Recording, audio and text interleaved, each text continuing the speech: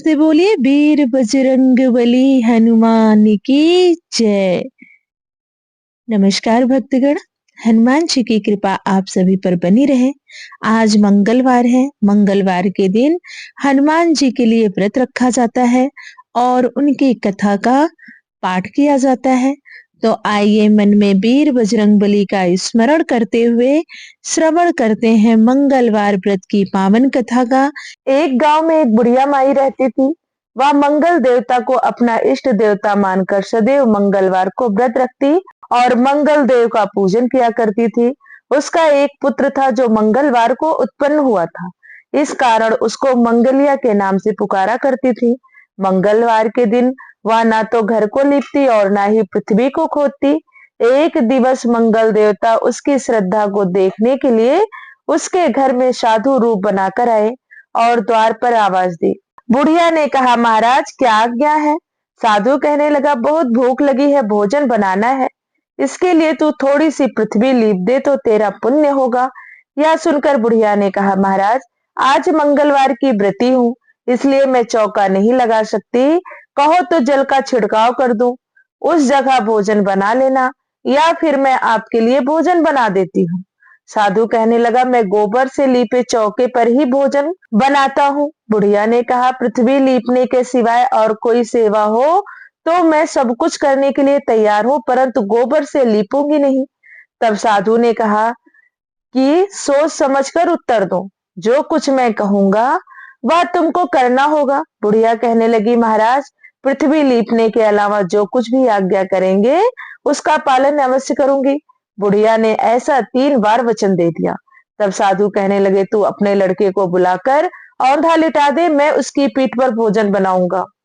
साधु की बात सुनकर बुढ़िया चुप हो गई। तब साधु ने कहा, बुला ले लड़के को, अब सोच विचार क्या करती है। बुढ़िया मंगलिया मंगलिया कहकर पुकारने लगी। थोड़ी देर बाद लड़का आ गया। बुढ़िया ने कहा, जा बेटे, तुझको बाबा जी बुलाते हैं। लड़के ने बाबा जी से जाकर पूछा, क्या आज्ञा है महाराज? बाबा जी ने कहा, जाओ और अपनी माता जी को बुला लाओ। जब माता आ गई तो साधु ने कहा, तू ही इसको लिटा दे। बुढ़िया ने मंगल देवता का स्मरण करते हुए अपने लड़के को औंधा लिटा दिया और उसकी पीठ पर अंगीठी रख दी गई। बुढ़िया कहने लगी, हे महाराज अब जो कुछ आपको करना है कीजिए, मैं जाकर अपना काम करती हूँ। साधु ने लड़के की पीठ पर रखी हुई अंगीठी में आग जलाई और उस पर भोजन बनाया। जब भोजन बन चुका तो साधु ने बुढ़िया से कहा, अब अपने लड़के को बुलाओ, वह भी आकर ले जाए। बुढ़िया कहने लगी, यह कैसे आश्चर्य की बात है कि उसकी पीठ पर आपने आग जलाई है और उसे ही प्रसाद के लिए बुलाते हैं। क्या यह संभव है? क्या अब भी आप उसको जीवित समझते हैं? आप कृपा करके उसका स्मरण भी मुझको मत कराइए और भोग लगाकर जहां जाना हो जाइए। साधु के अत्यंत आग्रह करने पर बुढ़िया ने जो ही मंगलिया कहकर आवाज लगाई, त्यों ही लड़का एक ओर से दौड़ता हुआ आ गया। साधु ने लड़के को प्रसाद दिया और कहा कि माई तेरा व्रत सफल हो गया। तेरे हृदय में दया और अपने इष्ट देव में अटल श्रद्धा है, इसके कारण तुझको कोई भी कष्ट नहीं पहुंचेगा। प्रेम से बोलिए मंगल देव की जय। व्यास जी ने कहा, एक बार नैमी सारणाय तीर्थ में 80,000 मुनि एकत्र होकर पुराणों के ज्ञाता श्री सूत जी से कहने लगे, हे महामुने, आपने हमें अनेक पुराणों की कथाएं सुनाई हैं। अब आप कृपा करके हमें ऐसा व्रत और कथा बताए जिससे करने से संतान की प्राप्ति हो तथा मनुष्यों को रोग शोक अग्नि सर्व दुख आदि का भय ना रहे, ये सब भय उससे दूर हो जाए। कलयुग में सभी जीवों की आयु बहुत कम है, फिर भी उन्हें रोग चिंता के कष्ट लगे रहेंगे, तो फिर वो श्री हरि के चरणों में अपना ध्यान कैसे लगा सकेंगे। श्री सूत जी बोले, हे मुनियों, आपने लोक कल्याण के लिए बहुत ही उत्तम बात पूछी है। एक बार युधिष्ठिर ने भगवान श्री कृष्ण से लोक कल्याण के लिए यही प्रश्न किया था। भगवान श्री कृष्ण और युधिष्ठिर का संवाद तुम्हारे सामने कहता हूँ, ध्यान से इसका श्रवण करो। एक समय पांडवों की सभा में श्री कृष्ण जी बैठे हुए थे। तब युधिष्ठिर ने भगवान श्री कृष्ण से प्रश्न किया, हे प्रभु नंद नंद गोविंद, आपने मेरे लिए अनेकों कथाएं सुनाई हैं।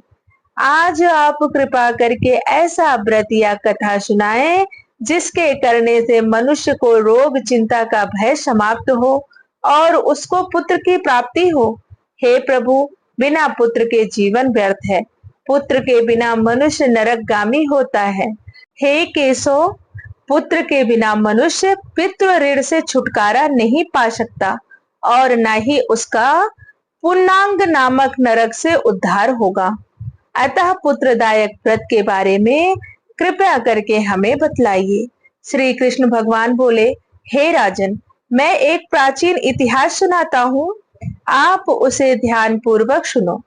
कुंडलपुर नामक एक नगर था, उसमें नंद नामक एक ब्राह्मण रहता था। भगवान के कृपा से उसके पास सब कुछ था, फिर भी वह दुखी था। इसका कारण यह था कि ब्राह्मण की स्त्री सुनंदा को कोई संतान नहीं थी। सुनंदा पतिव्रता थी, भक्ति पूर्वक श्री हनुमान जी की आराधना करती थी। मंगलवार के दिन व्रत करके अंत में भोजन बना कर हनुमान जी का भोग लगाने के बाद स्वयं भोजन करती थी।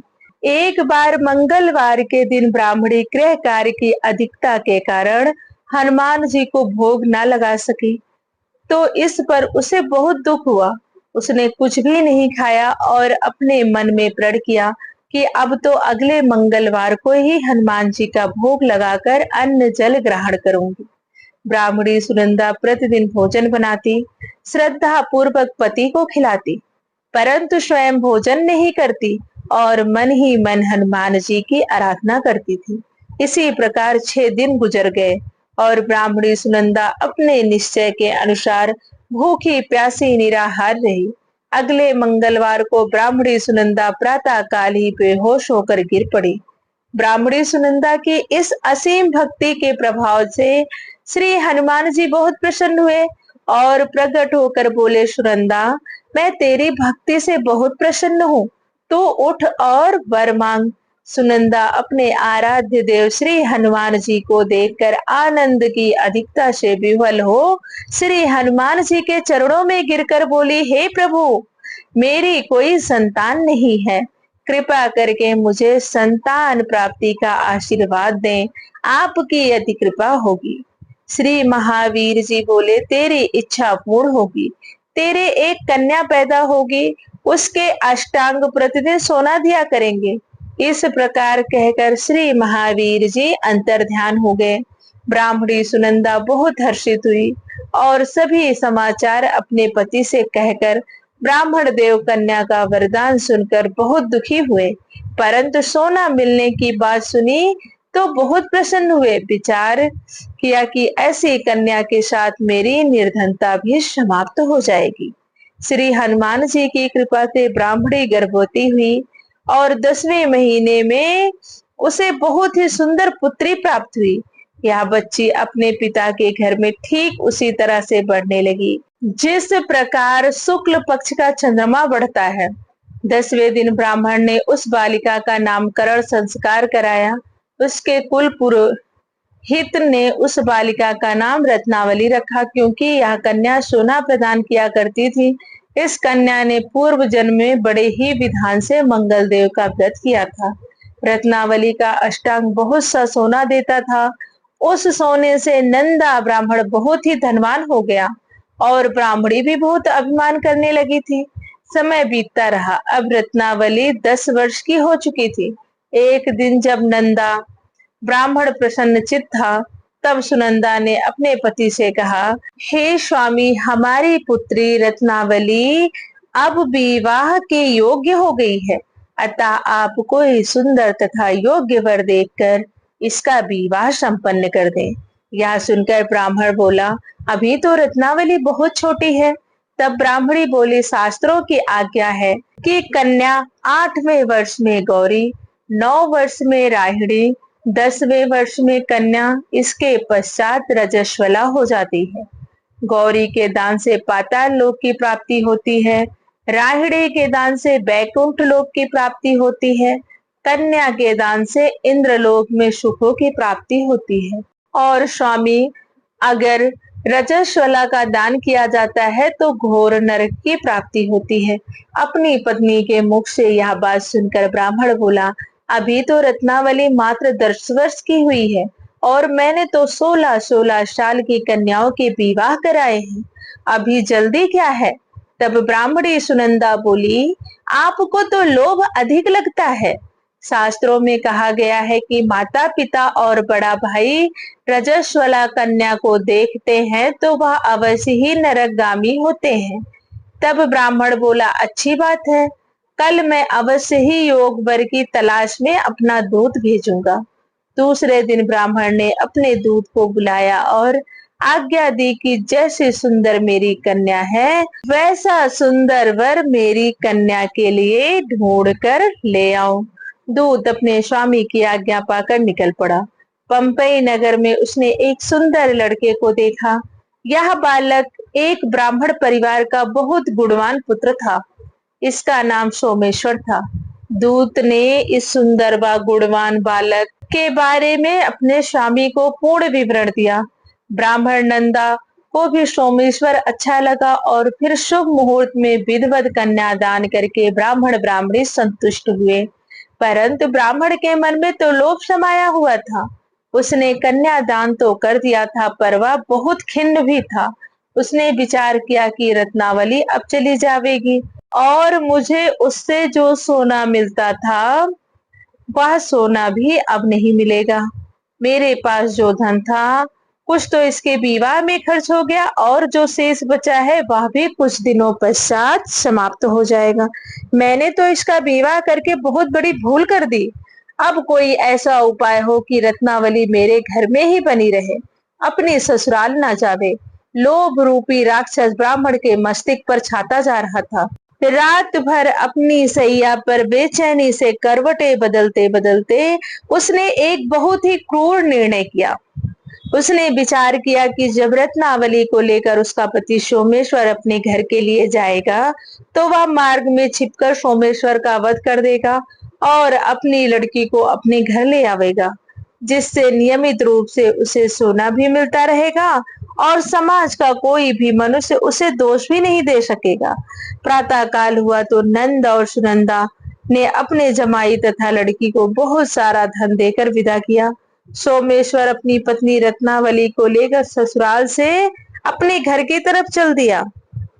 ब्राह्मण नंद महालोभ के वशीभूत हो अपनी मति को खो चुका था। पाप पुण्य को उसे विचार न रहा। अपने भयानक व क्रूर निर्णय कार्य रूप देने के लिए उसने अपने दूत को मार्ग में अपने जमाई का वध करने के लिए भेज दिया था, ताकि रत्नावली से प्राप्त होने वाला सोना उसे हमेशा मिलता रहे और वह कभी निर्धन न हो। ब्राह्मण के दूत ने अपने स्वामी की आज्ञा का पालन करते हुए उसके जमाई सोमेश्वर का मार्ग में ही वध कर दिया। समाचार प्राप्त कर ब्राह्मण नंदा मार्ग में पहुंचा और रुदन करती हुई अपनी पुत्री रत्नावली से बोला, हे पुत्री, मार्ग में लुटेरों ने तेरे पति का वध कर दिया है।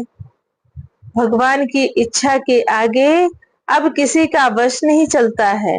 अब तू घर चल, वहां पर ही रहकर शेष जीवन व्यतीत करना, जो भाग्य में लिखा है वही होगा। अपने पति की अकाल मृत्यु से रत्नावली बहुत दुखी हुई। करुण क्रंदन से रुदन करते हुए अपने पिता से बोली, हे पिताजी, इस संसार में जिस स्त्री का पति नहीं उसका जीवन व्यर्थ है। अपने पति के साथ ही अपने शरीर को जला दूंगी और सती होकर इस जन्म को माता पिता के नाम को तथा सास ससुर के यश को सार्थक करूंगी। ब्राह्मण नंदा अपनी पुत्री रत्नावली के वचनों को सुनकर बहुत दुखी हुआ और मन में विचार करने लगा, मैंने व्यर्थ ही जमाई का वध कर पाप अपने सिर लिया। रत्नावली तो उसके पीछे अपने प्राण देने को तैयार है। मेरा तो दोनों तरफ से मरण हो गया। धन तो अब मिलेगा नहीं। जमाई वध के पाप के फलस्वरूप यम यातना भी भुगतनी पड़ेगी। यह सोचकर वह बहुत खिन्न हुआ। सोमेश्वर की चिता बनाई गई। रत्नावली सती होने की इच्छा से अपने पति का सिर अपनी गोद में रखकर चिंता में बैठ गई। जैसे ही सोमेश्वर की चिता को अग्नि लगाई गई, वैसे ही प्रसन्न हो मंगल देव वहां प्रकट हुए और बोले, हे रत्नावली, मैं तेरी भक्ति भाव से बहुत प्रसन्न हूँ, तो वर मांग। मंगल देव बोले, रत्नावली, तेरा पति अजर अमर है, यह महाविद्वान भी होगा, और इसके अतिरिक्त तेरी जो इच्छा हो वह वर मांगो। तब रत्नावली बोली, हे ग्रहों के स्वामी, यदि आप मुझ पर प्रसन्न हैं तो मुझे यह वरदान दीजिए कि जो भी मनुष्य मंगलवार के दिन प्रातः काल लाल पुष्प लाल चंदन से पूजा करके आपका स्मरण करे, उसको रोग व्याधि ना हो, स्वजनों का कभी वियोग ना हो, सर्प अग्नि तथा शत्रुओं का भय न रहे। जो स्त्री मंगलवार का व्रत करे वह कभी विधवा न हो। मंगल देव तथास्तु कहकर अंतर ध्यान हो गए। सोमेश्वर मंगल देव की कृपा से जीवित हो उठा। रत्नावली अपने पति को पुनः प्राप्त कर बहुत प्रसन्न हुई और मंगल देव का व्रत प्रत्येक मंगलवार को करके व्रत राज और मंगल देव की कृपा से इस लोक में सुख ऐश्वर्य को भोगते हुए अंत में अपने पति के साथ स्वर्गलोक को गई। प्रेम से बोलिए वीर बजरंगबली हनुमान की जय, मंगल देव की जय।